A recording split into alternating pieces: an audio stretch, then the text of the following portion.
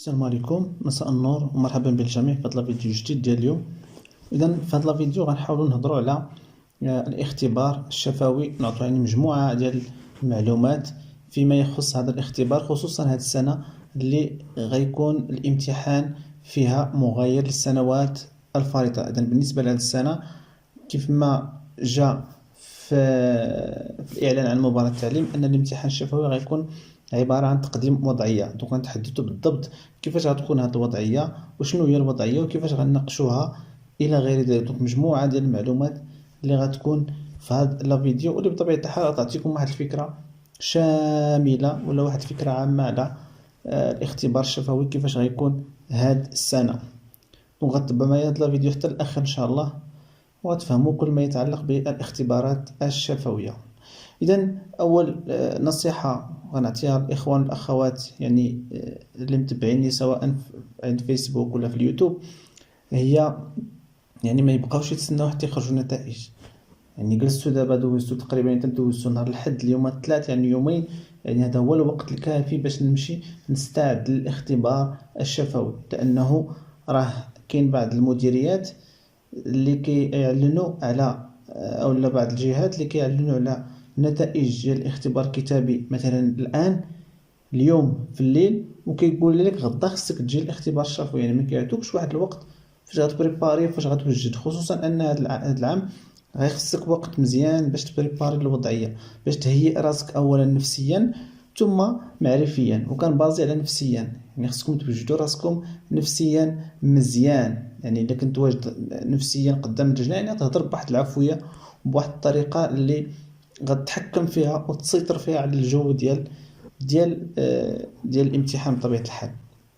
دونك غتمشي ضروري غتمشي وغادي تبداو تراجعوا، تاخذوا وضعيه، يعني كيفاش نقولوا وضعيه، كنقولوا درس، تشوفوا دروس في الرياضيات، في العربيه، في الفرنسيه، في اي مستوى كان، وتحاولوا تقدموه، تحاولوا تعرفوا الطرق ديال التقديم، ولا تمشوا لليوتيوب وتشوفوا كيفاش كيكون تقلبوا على الطرق ديال تقديم درس في الرياضيات، في العربيه، في الفرنسيه الى غير ذلك. دونك باش ما نطول عليكم غنمشي مباشره هنايا. دونك بالنسبه للاختبار، الاختبارات الشفويه يتم اجراء الاختبارات الشفويه على شكل مقابله مع لجنة المباراة المحدثة لهذا الغرض. إذن بطبيعة الحال هاد السنة غيكونوا لجان يعني حنا كيفاش كيكونوا هاد اللجان كيتكونوا من ثلاثة ديال الأفراد، غالبا كيكونوا مفتشين، واحد كيكون مسؤول على الرياضيات، واحد كيكون ديال العربية، والآخر تيكون ديال علوم التربية. فاش كنقول الرياضيات راه كنقول الفرنسية والرياضيات، عربية وعلوم التربية، غالبا ثلاثة. وهاد اللجان راه كيكونوا لجان كتار مثلا في داك الليسي فاش غدوزو غيكونوا لجان كتار، فاش غتدخلوا غديروا قرعة وكل واحد غيمشي عند لجنه متعدده. دونك هنا شنو عندي هاد السنه غيكون عندي اعداد. دونك اولا الاعداد، يعني نتوما غديروا الاعداد ديال الدرس، هما يعطوكم غير العنوان فقط، وغديروا التقديم، دراسات وضعيه، ثم غتكون عندي المناقشه. دونك عندكم ثلاثه ديال الامور، الاعداد والتقديم ثم المناقشه. هذا الشيء كامل فيه ساعتين. دونك هاد الساعتين راه ماشي ساعتين كلها غتكون في التقديم، نتوما جالسين كتهضروا قدام هذا، ولكن هاد الساعتين داخل فيها هاد الشيء كامل. دونك هنا بالنسبه لمده العرض 20 دقيقه والمناقشه 30 دقيقه. دونك هنا كيفاش غيكون بطبيعه الحال التصور غيكون انكم فاش غتدخلوا واحد القاعه غالبا غيكونوا غادي يديروا القرعه. اذا غيكون عندكم الاسماء ديال الدروس، مثلا درس في المستوى الرابع في العربيه، مثلا في شي مكون، نقولوا في الصرف التحويل ولا في القراءه او لا في اي مكون، او لا درس في الفرنسيه، او لا درس مثلا في المستوى الاول، المستوى الثالث. يعني يكونوا بزاف ديال النماذج، انت غادي تهز وتشوف شنو الدرس اللي جا فيك. بطبيعه الحال غادي تكون ضروري غادي تكون عارف الاسم ديال الدرس، وغادي تكون عارف المستوى فاش كاين هذاك الدرس. ضروري تكون عارف هاد جوج ديال المعلومات، حيت بهم غتجاوب على اللي جاي. دونك فاش غتهز هذيك الورقه ديالك غيمشي يقول لك رجع للور ولا سير لشي قاعه اخرى، وغادي درنا الاعداد ديال هذا الدرس حسب دوك المكتسبات ولا داكشي اللي كنتي كتراجع. يعني الاعداد ديال هذا الدرس من الاول حتى الاخير، كيفاش كنديروا الدرس، كنبداو الدرس كيفاش كنوقفوا، مثلا شنو كندير، شنو كنديروا في وضعيه الانطلاق، التمهيد، شنو كنديروا في البناء، شنو كنديروا مثلا في الفهم، شنو كنديروا في الاستثمار. يعني تحاول دير لهم التقديم ديال داك الدرس بحال هما التلاميذ. ثم من بعد فاش غتسالي التقديم ديال داك الدرس اللي غالبا المدة ديالو غتكون 20 دقيقة. غيناقشوا معاك، يعني غيناقشوا معاك هذاك كيفاش كان التقديم ديالك، شنو هي الامور اللي درتي مزيانه، شنو هي الامور اللي ما درتيش مزيانه. ويناقشوا معاك كذلك امور في الدرس، علاش مثلا في المرحله ديال البناء اختاريتي هذا النهج هذا وما اختاريتيش مثلا هذه الطريقه هذه. علاش مثلا في التمهيد ما ذكرتيش مثلا المتعلمين بالمكتسبات السابقه، علاش الى غير ذلك. دونك انا عندي هنا واحد عباره عن يعني عن بحال نقولوا توصيف ديال الاختبار الشفوي. شنو هي الامور اللي غادي تطرح عليكم بالضبط في التحضير ديال الدرس. دونك هنا عندي مده زمنيه ساعتين، كما قلنا مده ساعتين راه داخل فيها الاعداد والتقديم والمناقشه. مكان تحضير فصل بطبيعه الحال فيه جميع الوسائل الديداكتيكيه، فيه السبوره، فيه الى غير ذلك. غير بالنسبه للتحضير راه ممكن تستعنوا بكتب مدرسيه، ممكن يعطيكم كتاب مدرسي، ممكن يعطيكم شي وثيقه منهاج، يعني ضروري باش تستعنوا بها في تقديم هذا الدرس. يعطيك مثلا الكتاب المدرسي ولا يعطيك شي جداده ويقول لك سير استعن بها ودير التقديم على الطريقه الخاصه ديالك. دونك الوثائق والمراجع، الوسائل الغير مسموح بها. بالنسبه للوثائق الغير مسموح بها تقنيات الاعلام والتواصل الحديثه، يعني هنا غير مسموح بها، يعني بحال الهاتف والحاسوب الى غير ذلك. دونك حنا اللي كيهمنا هو هذا تقديم الدرس. دونك قلنا التقديم كيكون في 30 دقيقه، يعني من بعد ما غتمشي انت وغتكون وجدتي الدرس ديالك درتي ليه الاعداد غتجي باش دير ليه التقديم. دير 5 دقيقة تخصص لوصف المعطيات المتعلقة بالدرس. أولا الفئة المستهدفة، يعني هذاك الدرس يخص أي مستوى، أي فئة، يعني هذاك النيفو سكولير سيبلي بالنسبة لهذيك الوضعية اللي عطاوكم. ثم تموقع الدرس داخل سيرورة البرنامج الدراسي، يعني بطبيعة الحال غيعطيكم هذاك الدرس فين كاين، اش من وحدة، اش من مجال إلى غير ذلك. ضروري خصك يكون عندك واحد الإلمام بهاد الأمور، وهذا الشيء راه كاين في المنهاج. يعني هنا خصكم ضروري تعاودوا ثاني تقراو المنهاج الدراسي. ثم المكتسبات القبلية. شنو هما المكتسبات القبلية ديال هذاك الدرس؟ باش نقولوا مثلا الأعداد الكسرية في اللغة العربية، عفوا في الرياضيات، يعني المكتسبات القبلية ضروري خص التلميذ يكون عارف ليها الأعداد الصحيحة الطبيعية. يعني ما يكونش هو ما عارف كاع الاعداد الصحيحه الطبيعيه وانا غادي ندير ليه الدرس ديال الاعداد العشريه ولا الاعداد الكسريه. اذا هادو هما المكتسبات القبليه. ولا مثلا غنمشي انايا شنو هما انواع الخبر. يعني المكتسبات القبليه خص بعدا المتعلم يكون عارف الجمله الاسميه ويكون عارف المكونات ديالها. عاد من بعد انا غنجي وغندير ليه انواع الخبر. دوك بطبيعه الحال فالدروس هي متسلسله. تيكون عندي المكتسبات القبليه اللي دازت، كيكون عندي الدرس، ومن بعد كيكون عندي الامدادات. شنو هما الامدادات؟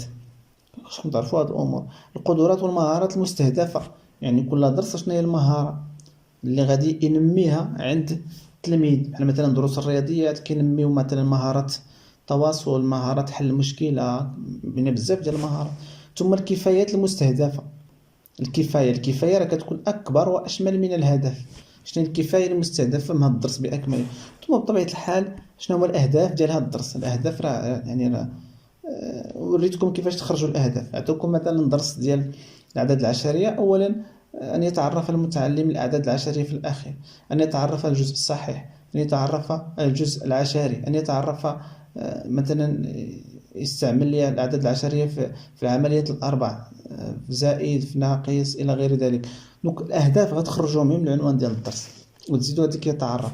ثم الوسائل الديداكتيكيه المعينه. شنو هما الوسائل الديداكتيكيه اللي غنستعملوا في هذا الدرس؟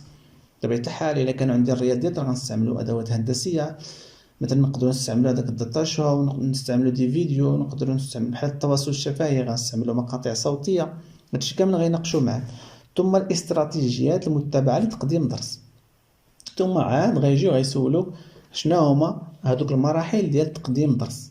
مثلا كتكون عندي مرحله ديال التمهيد، كتكون عندي مرحله ديال البناء، الفهم، الاستثمار، الانتاج الى غير ذلك. كل مكون كيكون عنده مراحل خاصه. ثم المحاور الاساسيه للدرس. هادشي كامل غادي يناقشوه معاك في الاول. عاد 15 دقيقه تخصص لتقديم مقطع من الدرس من اختيار اللجنه. عاد من بعد غادي يعطوك واحد المقطع ديال هذاك الدرس تقدموا ليهم بصفتهم هما تلاميذ. دونك غنوض السبوره بطبيعه الحال تكتب التاريخ ديال هذاك النهار. تكتب مثلا القراءه نص وظيفي وتكتب العنوان، أولا مثلا تكتب الصرف والتحويل ودير مثلا الفعل الصحيح الفعل المعتل، وتبدا اولا وضعية الامتلاء وتبدا لهم امثله وتكتب لهم جمل. اذا لاحظوا جيدا هذه الامثله ماذا تلاحظون، ولكن قبل ما تبدا ضروري خصك تذكر بالمكتسبات السابقه سولهم. اذا اليوم موعدنا مع درس جديد اللي هو درس الفعل الصحيح والفعل المعتل. اذا قبل الشروع في شرح هذا الدرس لا بأس أن نذكر بالمكتسبات القبلية. إذا من يذكرني بما رأينا في الدرس الماضي من الصرف والتحويل؟ بحال هكا تدخل تهضر معاهم بحال هكا تهضر مع التلاميذ، وحاول تهضر وتفرق النظر ديالك باش تكون كتسيطر على الجو ديال القاعة بطبيعة الحال. وحذاري من واحد الأمر مهم جدا، فاش تكون كتكتب في السبورة ما تعطيهمش بالظهر، كتب بالجنب.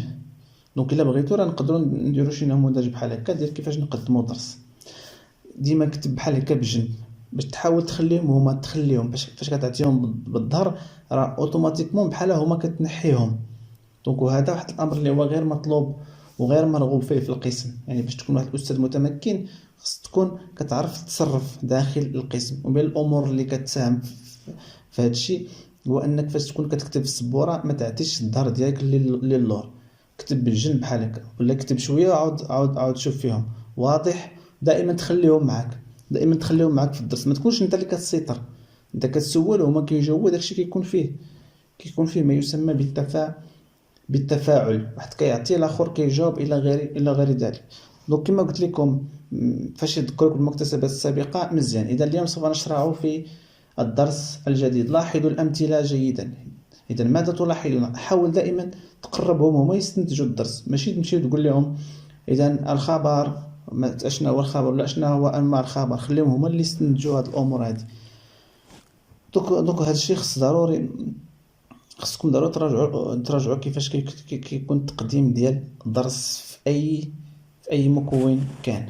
كما قلت لكم راه ضروري من الاعداد النفسي. يعني الا كنتي مستعد نفسيا للشفوي راه بطبيعه الحال كلشي غيكون سهل، لان المعارف ماشي هو المشكل هو داك الاستعداد النفسي. مثلا بحال دوك اللي فيهم لو تخاك واخا تيكون كاع عارف المعلومه، ولكن هذاك لو تخاك كيخليه تيفقد هذوك المعارف كلشي اللي راجع. يعني حاول تضبط راسك بشويه عليك وتتكلم مع دوك الناس. راه في الاخير في المطاف هما بحالهم، عباره عن اساتذه، حتى هما كانوا اساتذه ولا مفتشين الى غير ذلك. دونك حاول تحكم في راسك نفسيا وحاول تستعد من الان. تجمعوا نتوما واحد 3 ديال الاصدقاء ولا 4 وكل واحد يقدم درس، مثلا تلاقاو في شي بلاصه وكل واحد يقدم درس والاخرين غادي يعطوه ملاحظات. لا ما خصكش دير هكا، ما خصكش دير هكا الى غير ذلك.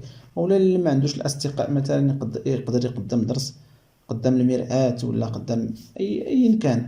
دونك ضروري من هاد الامور اللي قلت لكم تردوا ليها البال. دونك هاد الشيء هكا غادي يكون تقديم ديال الشفوي. اذا قلنا كيكون عندنا الاعداد، كتمشي توجد الدرس ديالك كيعطيوك مثلا شي كتاب، كتكون عندي تقديم، ثم كتكون عندي المناقشه كيناقشوا معك هذاك الشيء اللي درتيه في الدرس بطبيعه الحال. وما تنساش راه كما قلت لكم اهم شيء تيشوفوه هو هذيك الثقه في النفس، هي هذيك الكاريزما ديال الاستاذ. يعني ما كيبغوش هما واحد اللي كيكون فيه لو تخاك وواحد اللي تيخاف الى غير ذلك.